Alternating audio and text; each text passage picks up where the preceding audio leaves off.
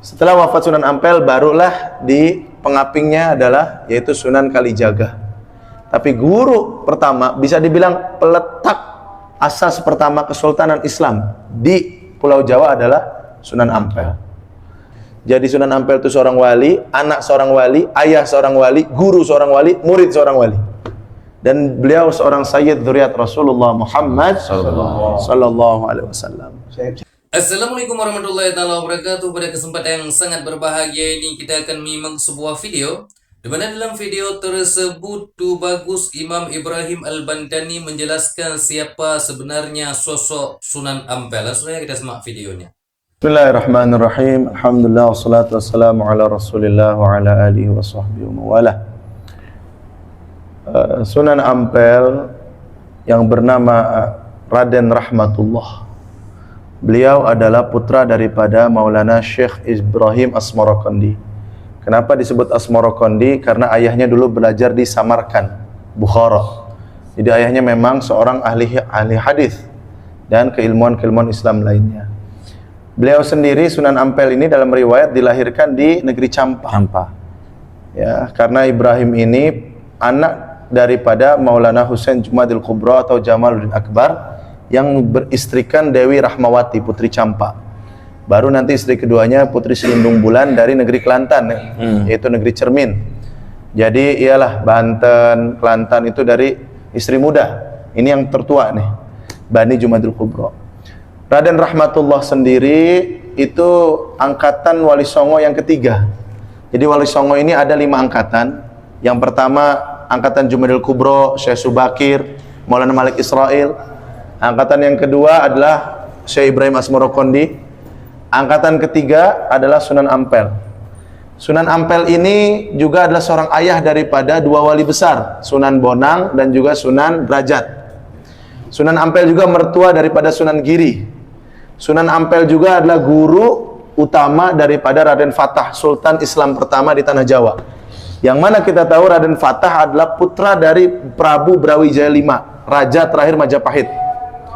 Jadi kalau Sunan Gunung Jati adalah ibunya Putri Pajajaran, kalau Raden Fatah adalah ibunya, Raden Fatah anak dari Raja Majapahit terakhir. Di Pulau Jawa ini ada 2 kerajaan besar, Majapahit dan juga Pajajaran. Majapahit Jawa, Pajajaran Sunda.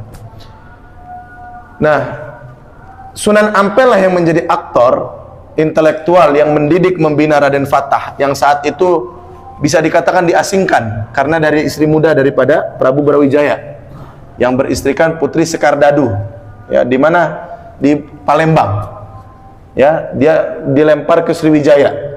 Jadi Sriwijaya juga saat itu sudah di bawah Majapahit. Nah, Raden Fatah dibimbing oleh Sunan Ampel, kemudian besar sehingga dia menjadi sultan pertama, dikukuhkan oleh Sunan Ampel mendirikan Kesultanan Demak Bintoro yang kita ziarahi kemarin tuh. Setelah wafat Sunan Ampel, barulah di pengapingnya adalah yaitu Sunan Kalijaga. Tapi guru pertama, bisa dibilang peletak asas pertama Kesultanan Islam di Pulau Jawa adalah Sunan Ampel. Dan beliau juga merupakan guru daripada Sunan Jadi Syarif Hidayatullah. Ya, Sunan Gunung Jati, guru dan mertua. Guru daripada Sunan Gunung Jati, mertua daripada Raden Fatah dan juga Sunan Giri, dan ayah daripada Sunan Bonang dan juga Sunan Derajat, dan anak daripada Syekh Ibrahim Asmarokondi. Jadi Sunan Ampel itu seorang wali, anak seorang wali, ayah seorang wali, guru seorang wali, murid seorang wali. Dan beliau seorang sayyid dzurriyyat Rasulullah Muhammad sallallahu alaihi wasallam. Saya minta sikit nak beritahu kepada orang petani. Ya, Bapak, silakan. Masalah Majapahit. Majapahit. Sriwijaya. Yang Thailand dia kata Sriwijaya. Sriwijaya dia kata asal sana. Sriwijaya dari sini. Ia dah pernah tani, jadi tani orang negara Islam. Nabi kau ada anak tani semua. Kalau dia raya anak-anak pun senyap tu. Hak ni hak benar. Jarang. Ini catat dalam Mu'jamul Buldan, hak bahasa Arab. Dia baca tengok. Dan ensiklopedia hak botanika dengan hak Amerika. Kita baca tengok. Wallahu a'lam. Ya. Sambung balik. Jadi Ampel Denta disebut ini adalah wilayah yang diberikan oleh Raja Majapahit. Kenapa? Karena ketika awal-awal generasi Wali Songo pertama, itu Maulana Jumadil Kubro, itu diterima sebagai penasehat daripada kerajaan Majapahit. Dan beliau ini didudukan menjadi seorang menteri dan diberi kebebasan untuk berdakwah. Namun rajanya saat itu belum Islam. Keluarga kerajaan belum Islam. Tapi karena akhlak, ilmu dan manfaat. Karena wali-wali dahulu adalah multidimensi. Dia mempunyai kemampuan dan kalian banyak bidang. Ada yang spesialisasi di bidang arsitektur, ada yang di bidang pengobatan. Tapi secara umum mereka itu menguasai ilmu akidah, ilmu fikih, dan ilmu tasawuf. Semuanya wali. Nanti ada yang lebih unggul di salah satu bidang. Tapi untuk pengobatan, hampir semua wali punya riwayat ahli pengobatan. Makanya seperti Sunan Gunung Jati mempunyai istri ketiga, yaitu Ong Tien, putri dinasti Ming, Cina, karena mengobati kaisar Cina yang sedang sakit waktu itu. Jadi ini penting ya, kita mempelajari ilmu pengobatan, karena ini bisa menjadi wasilah untuk dakwah dan silaturahmi. Semoga kita mencari Sunan Ampel ini bisa mengambil ruhani beliau untuk kita menjadi penerus pejuang Islam di Nusantara. Amin ya rabbal alamin. Alhamdulillah, kita mendengar penerangan yang diceritakan oleh Sidi Imam Ibrahim. Alhamdulillah, inilah matlamat yang paling besar di dalam rangka ziarah Wali Songo. Di samping mengharap ataupun menggali keberkatan yang ada di sini, barokah yang ada, kita juga ingin melihat dan menelusuri kembali sirah perjuangan para aulia yang terdahulu, bagaimana mereka berjuang dengan nyawa, harta dan titik peluh mereka untuk membangunkan umat tanpa mereka memikirkan keadaan diri mereka sendiri. Tapi perlu diketahui bahawa tidak ada para wali terdahulu bersendirian dalam dakwahnya. Mereka memiliki para muhibbin, para pencinta, para murid yang setia membantu di mana jua keadaan mereka. Dan perjuangan ini bukan senang. Tidak pernah ada perjuangan yang senang. Semua perjuangan itu susah. Dan kesusahan dalam perjuangan ini adalah suatu nikmat yang kita perlu terima, kerana di dalam kesusahan itulah kita akan lebih banyak mengingati Allah. Sebenarnya perjuangan tidak akan berjaya kecuali dengan banyak mengingati Allah. Perjuangan tidak akan berjaya kecuali dengan banyak mengingati Allah. Maka kalau kita diberikan nikmat atau kita panggil diberikan kesenangan, maka kesenangan itu akan melarakan kita.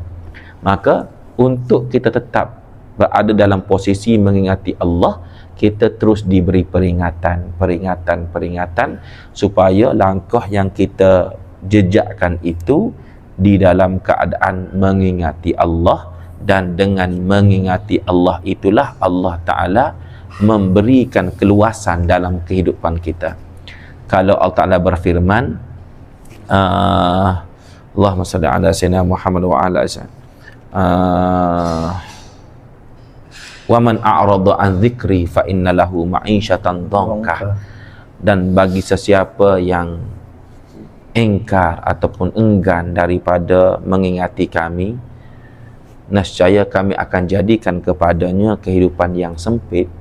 Mafhum mukhalafah, sesiapa yang sentiasa ingin mengingati kami, maka kami akan memberikan kepadanya kehidupan yang luas. Dan makna kehidupan yang luas ini bukan bermakna harta, bukan bermakna apa-apa. Boleh jadi harta, boleh jadi apa saja, tapi menikmati rasa luasnya kehidupan itulah yang kita maksudkan. Nah, subhanallah, dengan berziarah pada mereka, kita melihat betapa kebesaran para aulia ini. Dan ini satu perkara yang sedikit nak disentuh, yang belum disentuh sebenarnya sebelum ni, iaitu bayangkan karamatnya para aulia Allah ini. Nah, karamatnya para aulia illah ini, di waktu mereka hidup, mereka mampu mengajak umat mengingati Allah. Tetapi sekarang mereka telah intiqal, berpindah ke dalam alam mereka. Walaupun setelah berpindah, mereka masih mampu mengajak manusia untuk mengingati Allah. Kalau dulu di waktu mereka hidup, mereka ada di masjid, Lalu mereka menyeru manusia datang ke masjid untuk halaqah zikir. Bayangkan karamahnya sekarang ini, mereka di alam barzah, di dalam kubur, mereka masih mampu mengajak jutaan manusia. Diperkirakan Ampel Dentu ini penziarahnya saja lebih daripada 20 juta per tahun.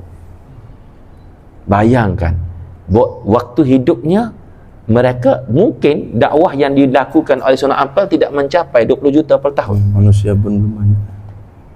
Kerana tempatnya terhad. Tapi bayangkan selepas wafatnya beliau mampu mengajak orang berzikir mengingati Allah 20 juta per tahun. Benarlah sebagaimana dikatakan oleh ulama, karamatnya para aulia selepas wafatnya itu lebih tajam daripada semasa hidupnya. Kerana pisau itu akan lebih kelihatan tajamnya telah dia meninggalkan sarungnya.